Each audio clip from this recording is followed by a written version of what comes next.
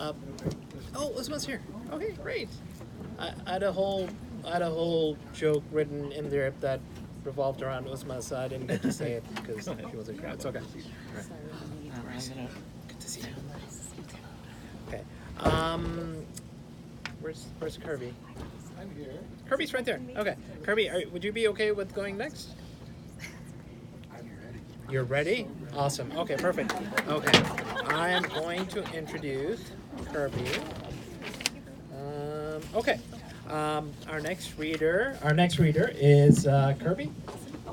Kirby's earlier chapbooks include Simple Enough, Cock and Soul, Bob's Boy, The World is Fucked and Sometimes Beautiful, and She's Having a Doris Day. They appear in Matrix Magazine, Doocy, Cantius, Carousel, Burning House, The Rusty Toque, which is a Pushcart nominee, and can be heard on Bandcamp. A collection of essays, Poetry is Queer, from Kirby's ongoing class workshop is forthcoming, along with their new chapbook, She Ascended into Heaven, from Unstruther Press, 2020.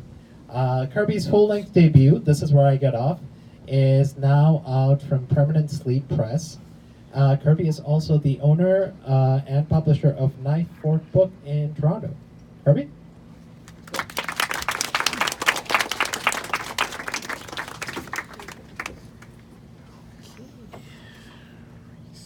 I know you can hear me. Good. Like I'm gonna even, oh, now we're gonna get into this. How sweet. Don't you love this setting? Isn't it gorgeous? It's a good night to have park sex. And that's where I thought we'd begin. My book is called This Is Where I Get Off.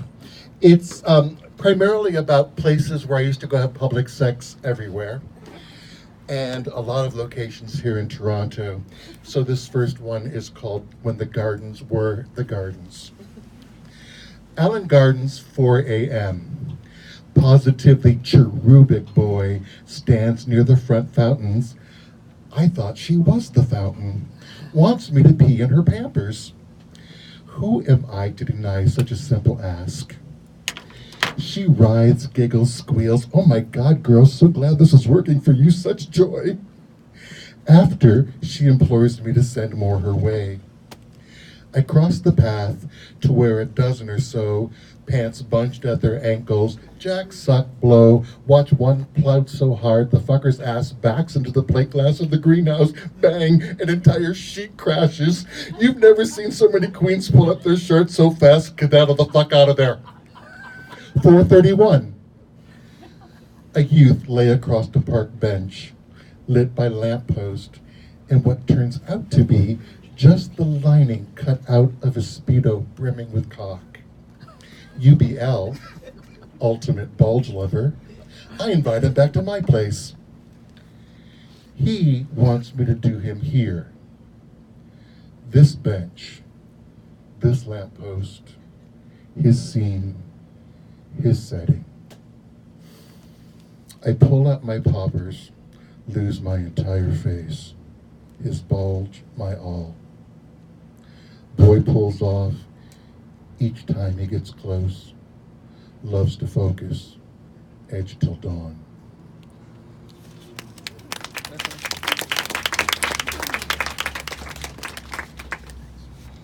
Thank you.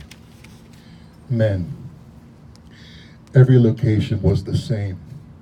The sign read, men. That's where you'd find me. Study hall. Hardly studied, studied hard, worked hard, often. Became quite proficient, disciplined in her study habits. Cracked a lot of books between cocks. B student, A+ cocksucker with honors. Where the fuck is she? Have you checked the stalls? I love the cans, where I first learned to meet men who wanted to meet for what we both wanted, what used to be called recreational. Straight guy asks, what do you get from it? Not getting it. Cocksuckers know. It's a calling.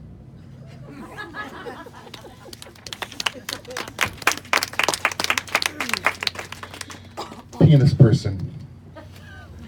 15, shrink sends me to a doctor to make certain I'm a man, not something else. Pediatrician at St. V's has me take down my pants, proceeds to play with my dick on the examining table, first adult male ever to do so, so I'm plenty excited, especially with my mom in the waiting room just the other side of that door. Will she catch us? Is that what you brought me here for? I shoot, he wipes. You're a man. How do you feel about that? That I might be happy if I lost some weight. Mom, how did it go? Fine. Quality control. Always select meat that is firm, yet yields slightly to the touch.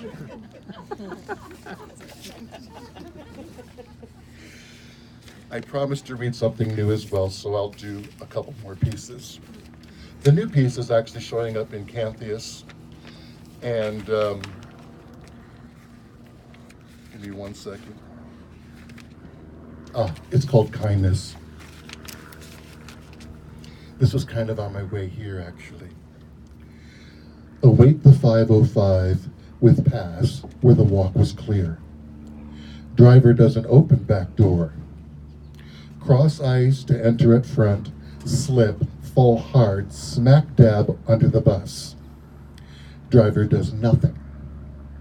Person boarding sees, wait. Another hands me my hat.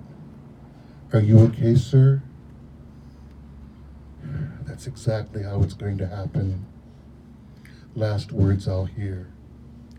A stranger politely mistaking me for sir.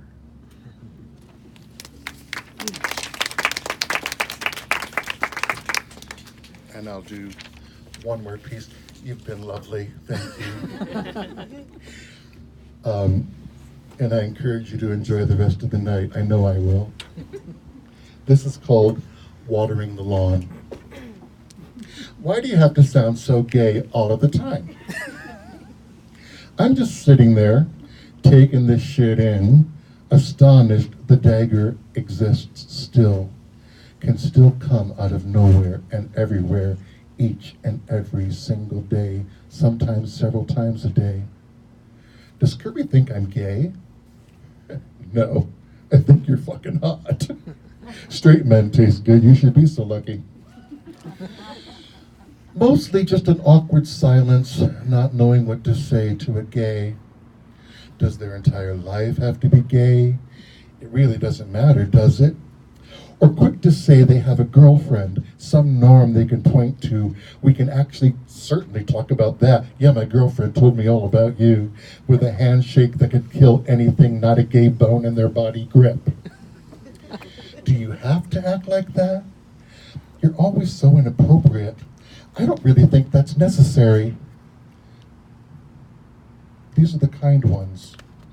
And the real funny, real hilarious, totally fucked up thing is, I'm still doing everybody this really big fucking favor, holding myself back. No.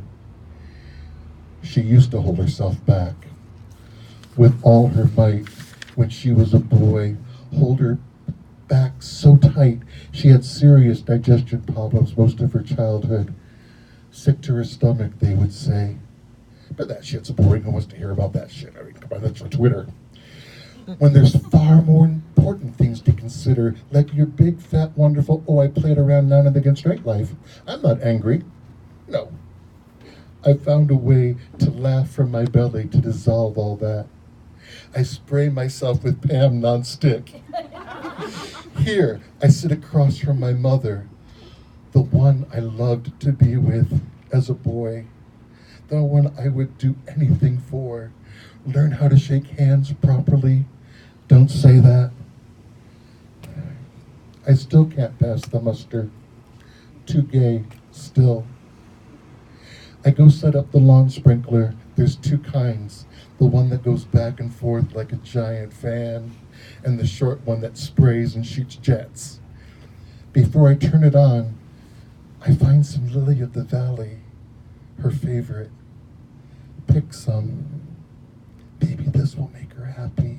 You see, I know it wasn't easy for her mom, her sisters that I loved. I mean, they loved me, and they were all happy to see me. I was their joy, always laughing, a breath of fresh air, until I wasn't. Lord knows I kept trying, and I wasn't. And the only thing I wasn't was straight. I didn't even have the decency to pass, to at least act straight. Nearly did. Nearly killed her, my fairy. Sparkle pony. Magic boy. Oh, darlings, my world is so much gayer than I have shown you. Much. My biggest delight is when I still find a new pocket of gay I never even knew existed. By the way, gay people find gay people too gay too, and me, I just marvel at how gay the youngins can be. I mean, we're talking gay, which makes me so happy. She turns on the sprinkler in her mother's backyard and runs through it, giggling and squealing like nobody can kill her. Thank you. Thank you. Thank you.